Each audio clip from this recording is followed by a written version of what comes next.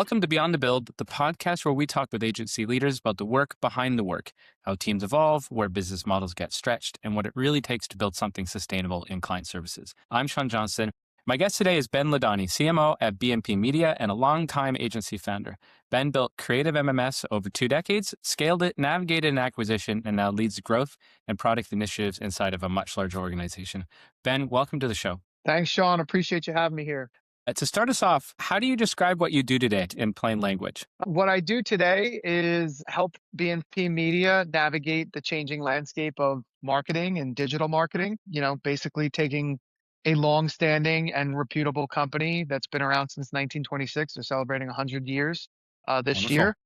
Mhm. It's great, and take what they've been doing successfully in trade publications and trade media and navigate the world of changing media, changing marketing, the digital landscape to make sure that we're still relevant from a marketing perspective for our advertisers and marketers, and that we're also positioning ourselves for the future. Yeah. So, you've worn lots of different hats over the years, like founder, president, now CMO. How has your role changed over the years? And what do you like about it now?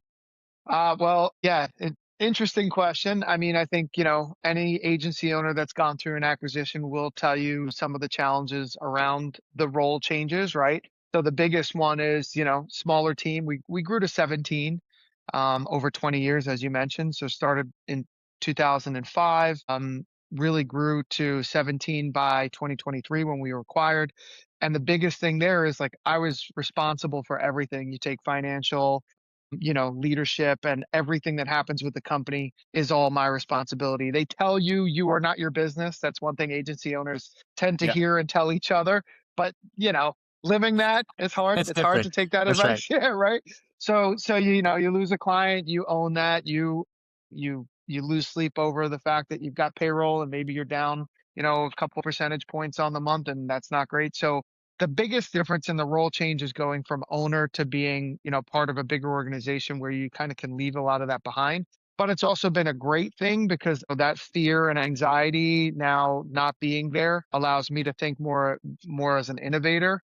I still have the team leadership challenges and opportunities around that, which is great. I Yeah. love those. But so that is the biggest change for sure, is just not owning it all and owning a piece of it and navigating that, right? Every decision is not only mine to make. I work with a team of executives, and that's awesome because we can lean on each other. But it's also I'm just not the only one that's making the ultimate decision. Yeah. I learned early in building an agency to have co-deciders just to they always act as guardrails, just sort of keep me on the straight and narrow. That's when things stabilized for me. But you're right, that sort of background pressure that just exists to feed the beast all the time. Yeah. It's just there. Honestly, you mentioned that, the co-deciders, that's a great word. I've never actually heard of it said that way. But you think of, if you've ever read Rocket Fuel or Traction, they talk about having that visionary and integrator. That was probably the biggest thing that helped me grow the business. Was I know I'm a visionary. I am definitely not an integrator. I definitely don't think of, following a process. But when I brought on Tyler Baber, he's our right now our managing director of Engage, and he's been with us for 10 years, when we were Creative MMS. But his ability to be, I called him an anchor because I was like the speedboat going and he was a little bit of drag, Yeah. to slow down and say, what are you supposed to be doing? Is that the right thing? And that Yeah. really, really helped us so that I wasn't going in a million different directions and had that kind of, like you said, Yeah. co-leadership or co-decision making. Yeah. I've got 3 people. I've got 2 bumpers and an anchor, and that's what sort of keeps me Nice. in the lane. Yeah. Nice. So with your role today, what are the problems you're solving or responsible for solving right now? What's your day-to-day look like? There's a couple. First and foremost is, I'm a big believer in a lot of the business books. I mentioned Traction and Uh-huh. EOS and have read up on things like OKRs and applied them in business. So the first and foremost is taking what I've learned in running a business and helping apply it at a bigger scale for the bigger company. And a lot of that is the right roles and responsibilities and seats is the way that they put that. So that's one of the things, is working with the executive team and the owners to be able to make sure that we are structuring for the future. Because anybody gets the challenge of hey, we need to make sure that the company is established in a way that we can work towards a future. First thing you're going to say is, are the right people in the right seats to drive the change and innovation that we expect? And so We've been doing that really well. The second one is just our vision and position in the market. I think one of the reasons I love the acquisition and was super excited about it is because you take that kind of foothold that they have, that BMP has in trade publications. You talk about brands like ENR, Architectural Record, Roofing Contractor. These are communities that like trust ENR, construction community. They trust Mhm. ENR to put out the best information and drive the industry forward. And so, with that, like I said, foothold in that community, as I call it, we are able to kind of go inside and help the marketers that are in those communities be able to reach audience in a better way. And it's perfect timing now because people in marketing have been spending money on all these different things that they're trying. And what works is focusing on your audience, making sure your content aligns with that audience, Right. and making sure that your messaging hits them at the right time on the right channel in the right place, all of those things. So anyway, long story short, positioning BNP Media and communicating our value in the market as being that vertical demand generation is the second one. And the third one is just product development, product design. We're working on a platform called Ignite Demand, which we recently launched.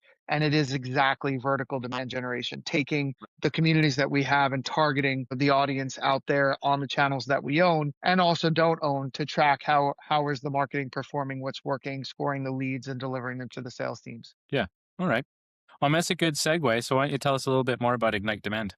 Yeah, awesome. So about a year and a half ago, a couple of the leaders at the BMP Media, my boss, Tag Henderson, who's the CEO, co-CEO of BNP, started talking to our customers about like, hey, where would you love us to go as a company? What would you love to see from us, and what would be the most valuable thing? And they brought up a couple of really big pain points. Things that, like, honestly, any agency owner that runs marketing probably sees a lot of this too. It's like you deliver leads, but we don't know which ones are the ones that are the hottest to call, right? Like, how can you help us figure out which ones are the hottest ones to call? Data, like basically getting data from those leads in a place where where other people can take action on them, like their CRM or something like that. Delivery and nurturing. Maybe we did a webinar, let's say, because we do webinars with inside the trade publications and the trade communities. We did a webinar, we got a whole bunch of leads, but ultimately that was it. We want to do more with them. We want to reach them across their journey. Can you help us with that? So anyway, so we took all of that insight and feedback, and we built the platform that does exactly that. And so what it is Right. it's a view into the lead score of anybody that's engaged with content on our publications and then any of the products that we put out there. Does scoring immediately, basically gets the leads to them faster. That was another pain point they brought up is, we run a campaign, you send us the leads, it might be 2 weeks later. We want them immediately. So within 24 Mhm. hours now, those leads are in the dashboard and they're able to take them, put them in the CRM and the sales team to know exactly who to call. Very innovative. We've been presenting it to our customers and everybody seems to really love it. We've already, like I said, gotten customers onboarded and we're getting a lot of positive feedback because a lot of media companies just don't think like this. They're not doing that next step of media and marketing evolution. Yeah, product development's its own special thing. We all talk about recurring revenue all the time. Like what makes product building different than service delivery in your experience? Oh man, you know this, Sean. You're living it too, right? I do. Well, the first thing I would say is the upfront investment, right? When you start an agency, it's really easy to deliver projects. If you're a good designer, let's say Yep. somebody asks you to do a design project, you charge them for it, 50% upfront, 50% on the back end, however you want to work that out. It's done, you get paid, you move on to the next one, right? That's very different because you need nothing to start that up. You need a, license You to need a whatever little tools you're hustle going to and use. some talent. That's it, right? So to me, the biggest difference is you're building something that you need to make sure is valuable, and it Yep. takes you time and energy to build it and money. And then once it launches, you still need to market it and communicate it, get it out there. And so the ramp up is super, super hard and long. Yep. And that's just extremely different than services. And so what you see is like, I just drew out that chart of like the ramp up. So the ramp up for services is literally like this. You start, Yes. you continue to grow, and you kind of can grow slowly. The Yep. ramp up for product is almost like this. It's like 0, 0, 0, and then it starts to trend. So along that time period, like how are you going to provide services as you're trying to invest in the product side? To me, is the Yeah. biggest difference of all. Yeah, for us that was the biggest balancing act was like when you're investing time and energy into product development, which has to you have to sustain it. You have to hit. So we use a sprint methodology to sort of keep us really focused on that and protect those resources that we're building it, but then delivering that wrapped around service that was really challenging. It was really hard. I overcompensated and filled in a lot of gaps for a really long time to try to make that Hmm. work. Hmm. Maybe there was an easier way, but that's what it took. Yeah, I mean, well, you hear these stories like Slack. Slack is one of my favorite stories of product development, right? Like these guys were building other stuff like games and things like that, and then ultimately Yeah, we're like, we need something to communicate with each other. They built a product. It was pretty lightweight. They used it themselves, and they're like, hey, this seems to be valuable. We might be able to sell this thing, right? That's like yeah, the fairy tale though. That's how we all want it to happen. And I know for us, like very similar to you, we built tools like we have a core resources plugin that we use for WordPress and that helps organize resources. yeah, And so we built that because we needed it for customers. And then we were like, you know what? We could sell this. It happens. But in order to really get that off the ground, you need to invest money in marketing and all of that other stuff. And oh, by the way, you might need to stop doing some of the other stuff you're doing because you have the yeah, same resources, the same team. You can't yeah, do more and just expect, everybody to keep doing it. yeah. I think there's a difference between solving a problem for customers that you have, so you can expand that customer base. That's one kind of adoption. But if you're solving a problem for yourself and then are hoping other people like you can use it, that has proven to be much more difficult. There's more convincing needed. So when you guys were going through the Ignite Demand build, where did you underestimate complexity? Great question. So I wasn't, if you asked everybody on the team, I think you would get different answers because in each role that was working on it, there were different challenges. We have a great COO, Nikki Smith, is amazing about data and organizing the data that we have and making sure that she can kind of mobilize the development team to to build things that are needed there. I would say the biggest challenge that I saw was taking the way that we used to work from a legacy format. So, for example, like the leads that we get from the campaigns that we run across all different products, Right. webinars, e-blasts, whatever, events, and then shifting from the old way of doing things to the new way of doing things, you kind of have to funnel that data in. And so, we had different ways of those leads coming in that needed to be able to be filtered in so that we could then nurture. The nurturing was really easy. With great tools to deploy some of the nurturing. I say easy, but I didn't build it. But Yeah. it happened quickly without a lot of pain, let's say. Um, and the like theoretical application of, hey, we can nurture because we have these products and we could build a dashboard that has a view into it. All that stuff came together pretty simply. Again, great developers that were working on it, the right people in the right rooms. So the hardest thing I think was taking the legacy way that we used to do things and fit it into the way that we need to do things moving forward. And it's still somewhat of a product development challenge and ongoing as we Yeah. layer in other things. Is like, you ship the org, right? What we have and the way we build it and the way we deploy Yeah. it, it just carries forward in everything else we do. Yeah. I think one of the biggest changes or like philosophical adjustments that had to get made within the agency was to get people to stop thinking like service providers and more like product companies. So just because you can Yes. dream it up doesn't mean it's a feature that we have to add. Like you have to think about things as far as like reasonable product development and work within those limitations. Did you guys find Yeah, that as that well? still, I mean, absolutely. You have the like, where does an idea start from, and how do we validate that it's a good idea and that Yeah. it will get used? It's challenging all the time because your first Yeah. instinct, especially me being a visionary and an entrepreneur, is like, that's a great idea. Let's go build it. But really, the process should be, that's a good idea. What tells us it's a good idea? What do we hope to accomplish from it? Did we talk to our customers and prospects about whether or not Yeah. they'll use that thing? It's Yeah. almost like, when they talk about testing campaigns and marketing before you even build a product. Let's go see if anybody would use this before we start investing the time and energy into building it. And that's a flip. That's definitely a shift. It's different. Yeah. Like I get a lot of I'm a bit like you. I'm the idea person, but I get a lot of ideas and needs and solutions through the customer lens, and then I will funnel those to the team. But there's like several filters where it goes through before like all ideas are welcome, but not everything's going to get built. And like sometimes it comes down to feasibility. Sometimes it comes down to like there's a person on the team that says all the time, is the juice worth the squeeze? So like, Hmm. given what we'll have to do, is the outcome actually worth it? Does it make it net better? And if the answer is like not really, then like where can we drive better value? Yeah, 100%. Well, because the other thing is after you build it, beyond that, and we're experiencing this now, we've got some really good features in there that weren't in there when we first presented this to certain Yeah. prospects. Yeah. And it's a marketing challenge for us to continually communicate to them like what are the It's newest tough. features that Yeah. are in there. And a lot of times it's a one shot thing where you presented it, and if they can't see the value in it or don't rally their team to get on board, the Yep. next feature set that you deploy to them or communicate to them is kind of still is less and less interesting, right? So Yeah. that's a newer challenge for us too. I mean, the good news is a lot of the stuff we're doing is very valuable to the customers we've already worked with and already Hmm. continue to work with. So it's just a natural progression of like, hey, we've got a relationship. Let me show you what we're doing. I'll give you an example, like API access, leads flowing directly into the CRM. That was new after we launched. And now when we tell people that that happens, you don't need to log into the system if you don't want. It could just flow right in with the scoring and everything. That's a Yeah. big enough one where it's worth it. We also did something, this might be helpful for you. We have like a standing biweekly webinar, like that anybody can join at any time. Well, not at any time, but set days a week. Um, and that's helpful because we're able to communicate the new features, we're able to get the feedback, and it just feels like we're taking steps closer to the people we're trying to talk to. Yeah.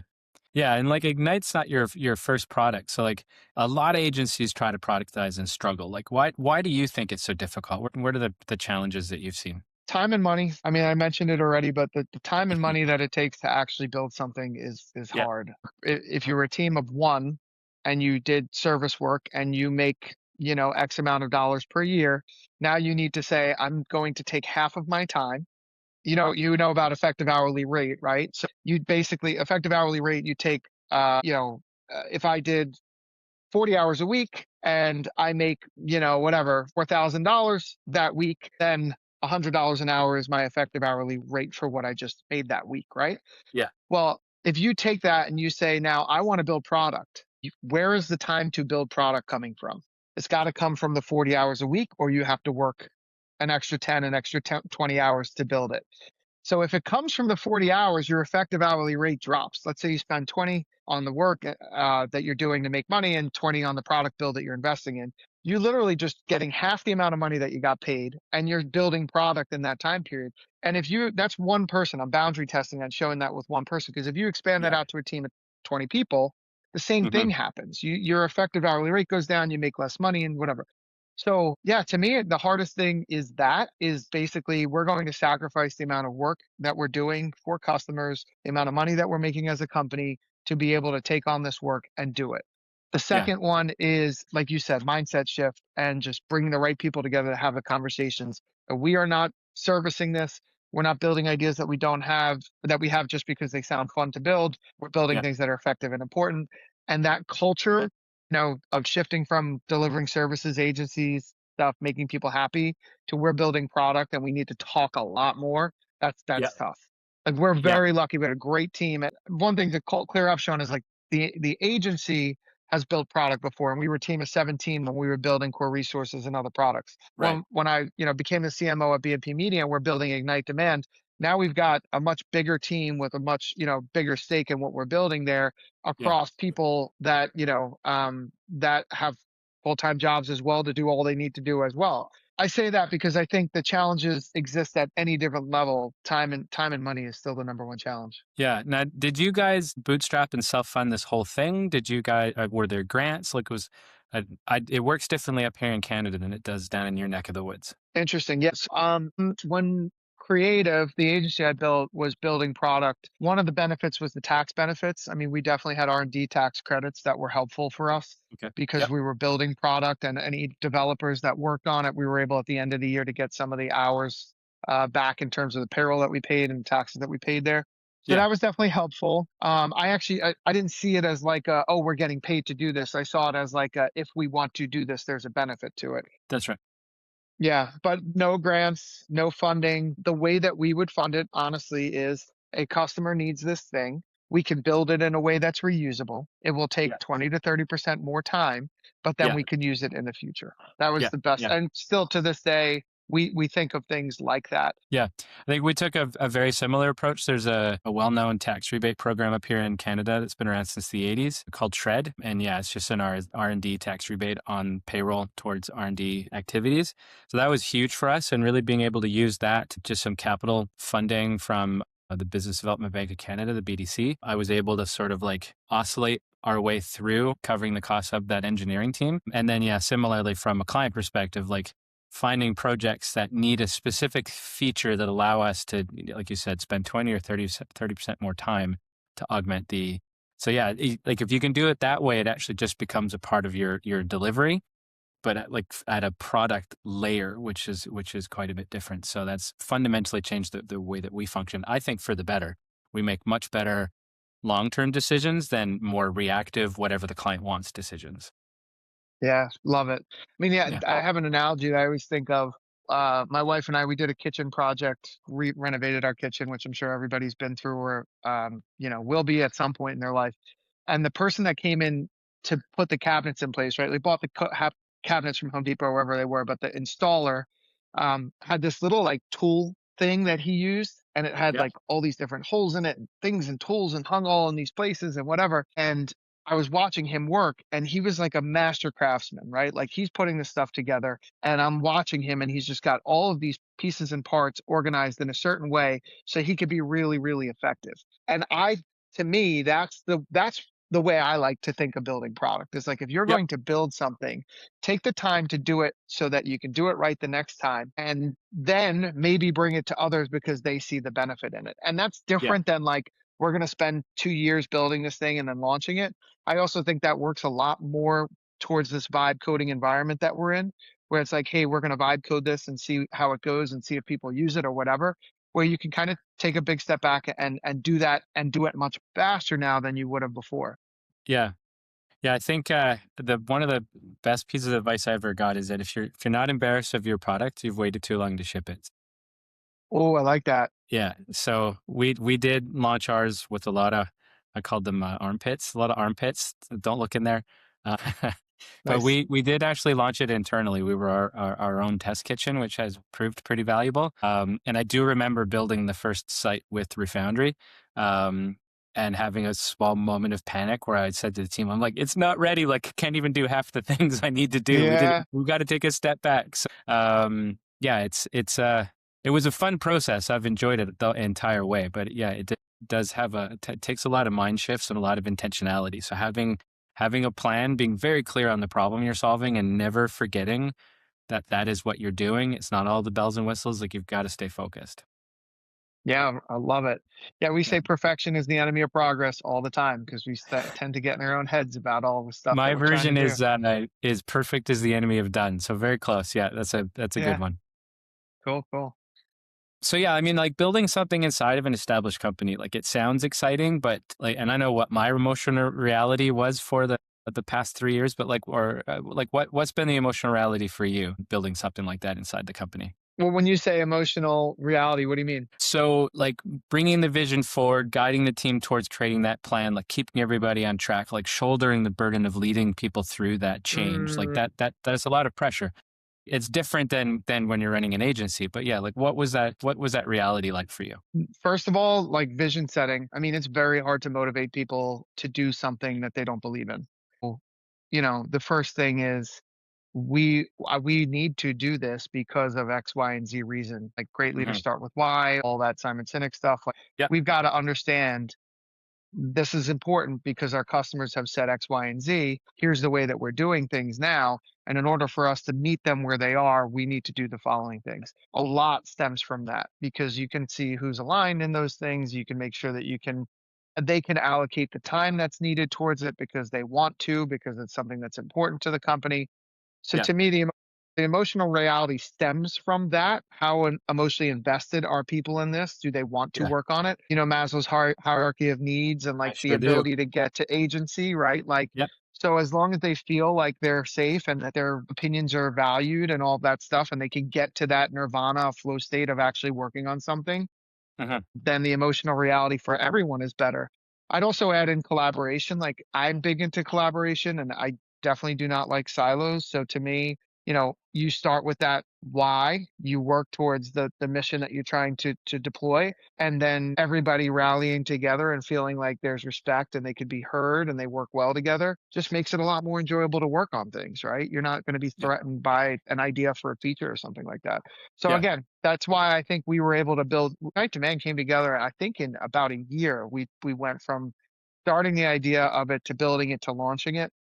And now we're in the like throes of marketing, especially through the sales reps that have the relationships with our prospects and customers that they need to have the conversations. But we wouldn't have been able to do that if we didn't have that like, group emotional connection around this is important for us to do and we want to do it. Yeah, I think taking the time and effort to really explain the vision, get everybody connected to it, and have some agency and input on the problem we're collectively solving what was an important step for us as well. So that was very similar. It's easy for me to like run around and say I've got this great idea, but other people have to understand it and buy into it as well and feel like they've got some contribution to it. So I found keeping the problem small, keeping it really focused. We're doing this thing to solve this problem because people tend to start like spiraling into what about this and what about that and what about this, and I'm like, listen, I say this all the time, there's only one way to knead an elephant, and that's one bite at a time. So we're just going to start focused.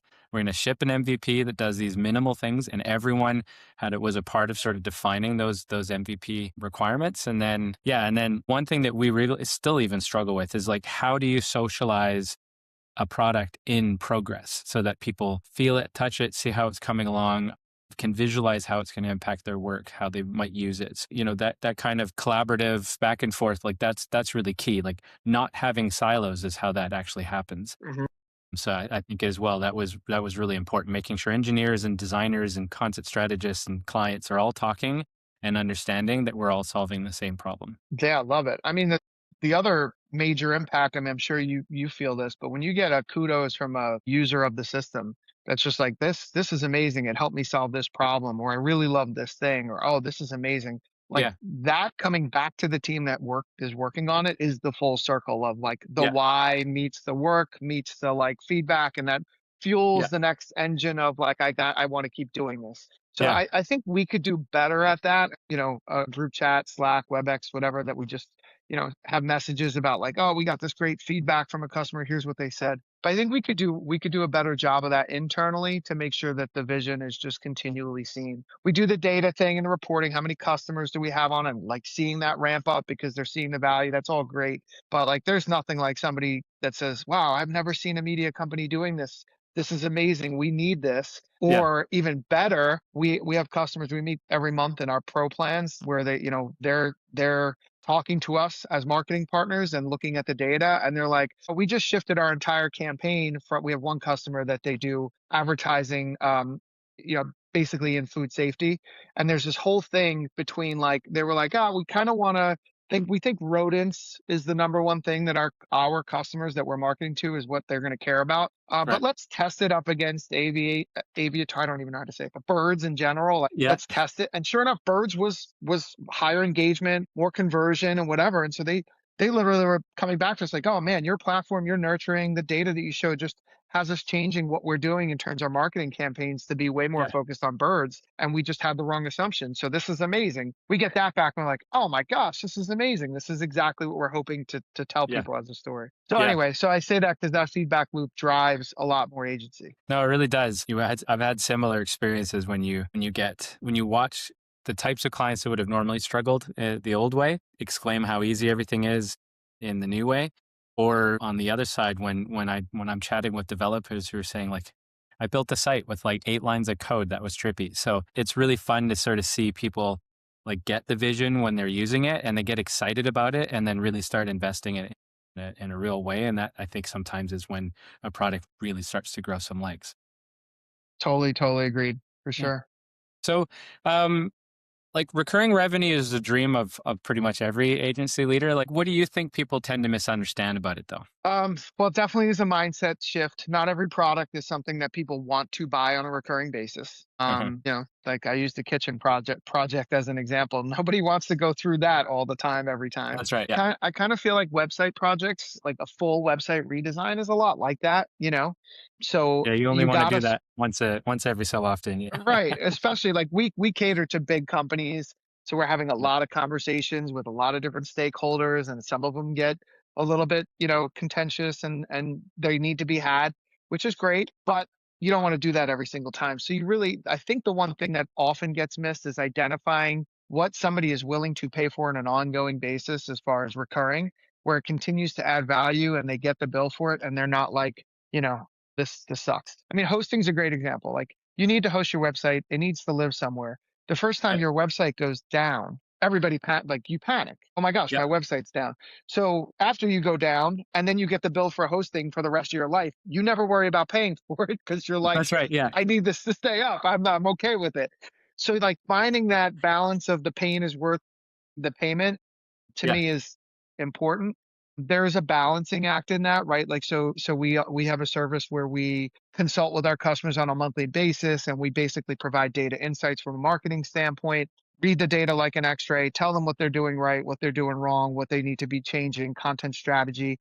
And that also includes AEO, SEO, it includes paid campaign management, all this stuff because it's Yeah. one bundled marketing partnership approach. If you do that on a smaller scale and you just do SEO, especially now, the value Mhm. is just not there anymore, right? Like, why would I pay somebody to do that? Right now, everything's changing. But Yeah. if it's bundled together and now we're a marketing partner and oh, I don't need to hire somebody for $120,000 a year. That's Yeah. kind of like a marketing director. I could pay BMP Engage $60,000 a year and get all of these different mindsets and skills together. That's a value proposition that's worth it for a lot of companies. And so finding that balance is Yeah. a lot of times what I also see missing. And Yeah. it takes a different level of communication. Like most agency owners that I've ever worked with or talked to have started because they were passionate about a trade that was a service and project based trade. Yeah. So that shift, again, we talked about this, but that shift is a hard mental shift to make. Yeah, it is. Yeah. And I like the point about like the hosting is a good example, right? It suddenly like when it becomes a problem or when you really feel that pain, like any cost is worth not having to go through that again. I've had that conversation with clients so many times who go with cheap hosting despite our recommendations. And then when it goes down or it gets hacked and there's no backup and like there's nothing that they can do, I'm like, I bet you wanted to spend the $65 a month on good Yeah, hosting. right. I Right. would Well, have clicked I'll give twice and have your site back. yeah, right. Well, I get that one. And now I can go on for hours about this one, but it's Yeah. valuable information for anybody that does sell hosting or has to deal with this. But the one that I always think is, you have a great employee right now, and maybe they stay with you for 2 years and they're managing your website, responsible for your hosting and all that stuff. But I, Yeah. over the 20 years of running an agency, have had probably 50 times where that person left and then the company had no idea where their website was hosted, lost That's the right. keys to it, no Yeah. access to it. And I'm getting a phone call, which I love to get. Don't get me wrong, because I want to help. I'm a helper. It's great. But it's Yeah. like, oh shoot, Ben, like we don't know where our website is. We don't know how to get into the hosting. Can you help us with it? And I'm like, I'll help. We'll figure this out. But ultimately, that's why Yeah. we provide hosting so that we have the keys. You have one call and we Yep. can get it back up and running and do whatever's needed. So Yeah. Over 14 years, I've had that conversation like maybe 100 times. And like a good 20 times, there's just nothing you can do. If you there's don't nothing know you where could it do. is and I can't know. log into it, then Oh, Facebook campaigns, man. Talk about trying to get something Facebook is the back. worst to get in. The worst. Yeah, you just never getting back into that one. Start a new account and then you deal with all that pain. But we've had Yeah. some luck with it, but it takes a lot of work. It's so hard. Yeah. We had the only time that was like irretrievable. They just literally had to live with the fact that some page about them existed they couldn't access because Facebook couldn't let them in because everything's tied to people's personal Facebook accounts because there's no way to do a business profile. It's ridiculous. Oh man, if I could give seriously, listener that is listening to this, one piece of advice you can take away: never let the person create a personal account that you do not own if they That's right. work for the business. Even if That's you right. think it's like, oh, it's whatnot, this may never take off. We don't need to use it as a company, but then you start to, and that Yeah. person's not there and you're stuck. Yeah. So have a good Yeah. policy, a good canned email that you use, whatever it is, marketing ad or whatever, but Yeah. Yeah. definitely own it. It's not you, it's us.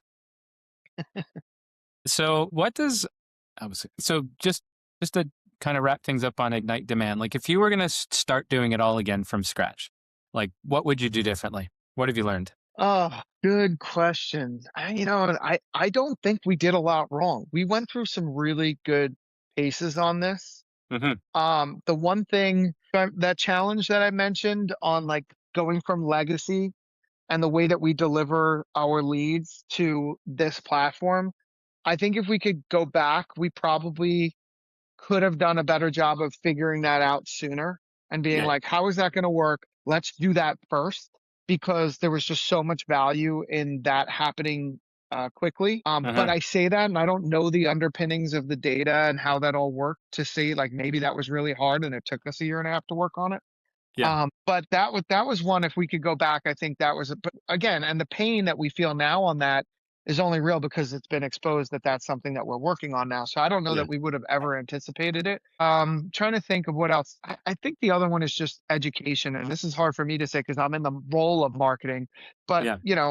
I was raised always feeling like I'm not doing enough, right? And so to me, looking at it and being like, we're not getting the word out there enough about what this is and what it does and all the value and the features and all that stuff. We probably could have got a jump start on that when we knew we were building something to be able Uh-huh. to communicate it and get some excitement early on. Yeah. Feedback loop on we're trying to build this, what do you think, and so on. Yeah. But yeah, if I could go back, I would probably have put a really heavy emphasis on the marketing aspects of it directly to our audience. I Yeah. think we leaned in really heavily to educating the sales reps, which we needed to do anyway, but a little direct communication, which is why we're doing the webinar, once every other Yeah. week and so on. I think we would have, I agree on the education piece. I think for us, that would have looked like documenting things earlier so that it was available to everybody instead of winging it a little bit. Like just because it doesn't feel hard to you, does it mean it's not hard to somebody coming in with nothing and no Uh, reference? Yeah. that is a great soundbite for sure. I Yeah. mean, I always say that like you're in the jar, so you can't read the label on the outside of the jar because you're just Yeah. in there living it.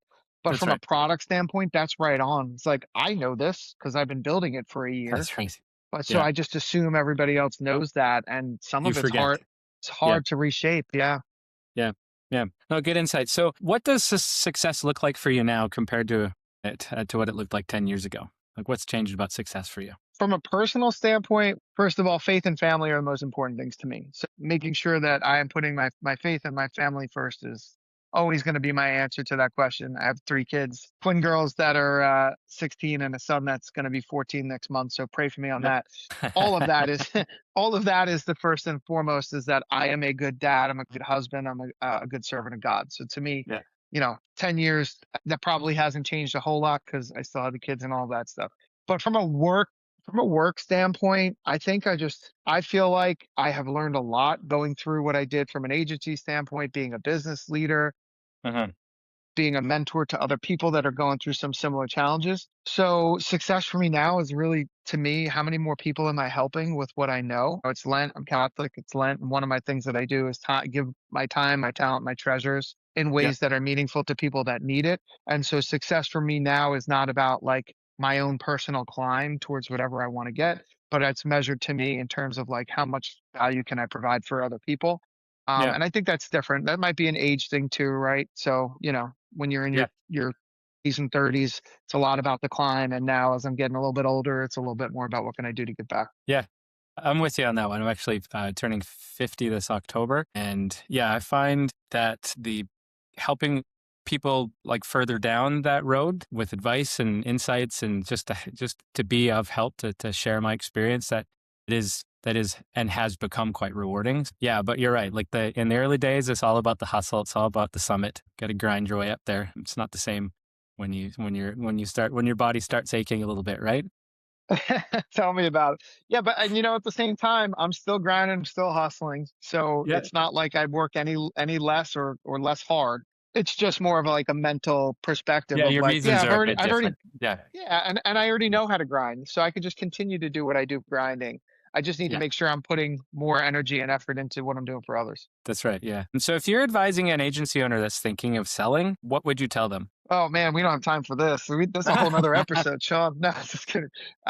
Well, first of all, get your financials in order. Get your date. Have a really good, whatever you want to call it, bookkeeper, outsourced CFO, controller, whatever, that has your data in order, because anybody that's going to buy the company is going to look for that and need it in a good place. I think of it a lot like selling.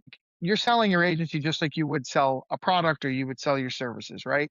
Hmm. So if you're going to do that, the first thing you do is an ICP, like who's your ideal customer profile that Yep. you're trying to sell to. And that's a good exercise to go through of like, I would sell to a person like this or a company like this, but I wouldn't sell to something like this. And that's extremely important, because when the shiny object shows up and it's like, oh, there's an opportunity here to potentially sell your business, you might go down the path of like, this is great for these reasons, but it's not great for these other reasons. I'll give you an example. Most agency owners want to protect their team. Like, Yeah. the team is what got you to where you are. Yep. So the first thing you're going to look at is like, how is my team going to, number one, be taken care of in this? And number two, be able to continue to treat this as a future. Yeah. So your ICP and like the who would I potentially sell to becomes really important in that. And it might be different than mine was, like private equity, like somebody that's really going after it for like the second bite of the apple after they sell. They want some upside or whatever, might love the private equity opportunity because they're going to bring together a whole bunch of opportunities. For me, that wasn't it. I wanted to make sure that I was able to like continue to do what I do for more people. And I love the fact that BMP had these verticals and these trade media. And Yeah. the other one I would say is make sure you know who you're selling to. I have a great relationship with Tag. I love the man. I think he's a great leader. I think he knows his stuff. And he and I had a really good relationship through the process. And so we built up trust in one Yeah. another. And I would say that neither he nor I changed after the acquisition. So the relationship is still there. So to Yeah. me, that's also important, because the last thing you want to do is like give up your baby and then you're working for somebody that you don't respect or don't love. That's right.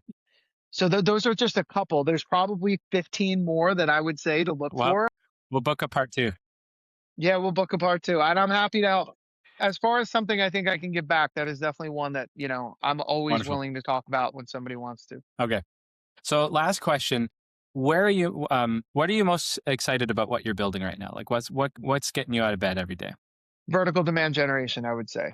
Yeah. I just truly, truly believe that we have been marketing went through this entire thing where like digital came out, now AI came out and everything, and everybody's just so overwhelmed with the options that are available to them from a marketing perspective. So, and I hear it. You talk to marketing directors, you talk to CMOs, they're overwhelmed, they're overloaded, they got to learn new things, and it's just challenging. Yeah. What works, so now you flip over to like, well, what's working right now is like understanding your target audience, some of the fundamentals, knowing who you're going after, making sure that you are getting seen in the networks, in the like media, wherever it is that your audience is, with Yeah. the exact right content at the exact right time. This has now become the tip of the spear stuff for where marketing dollars get deployed, because Yeah. everybody's so much more interested on ROI, because there's a lot more social engagement and distraction when your target audience is looking at stuff. So I'm stoked about that. That's why I think what we built with Ignite Demand is amazing, and what we Yeah. have with BNP Media is like just way ahead of where other people need to be. Yeah. So I just think like the next probably 3 to 5 years is going to be all about marketers making sure they're spending their dollars in areas where they could reach the right audience. Right. They know that that audience is engaged. They know that what they put out there is going to be right, or they're going to be able to get the data back to make sure that they optimize and improve it. And that's what we're doing and why I think it's going to be effective. Yeah. I would 100% agree. For like vertical demand generation is, if you're not already doing it, you're already late. So I think you're absolutely right. Okay. Well, that's a wrap for this episode of Beyond the Bill. A huge thank you to you, Ben, for sharing a candid look at founder to executive transition, product building inside services, and the real work behind recurring revenue. So thank you very much. No, thanks for having me, Sean. And let's book part two. We'll talk all about the other stuff. Sounds good. If you're an agency leader thinking about productizing, exiting, or evolving your revenue model, this one was for you. Thanks for listening. We'll see you in the next episode.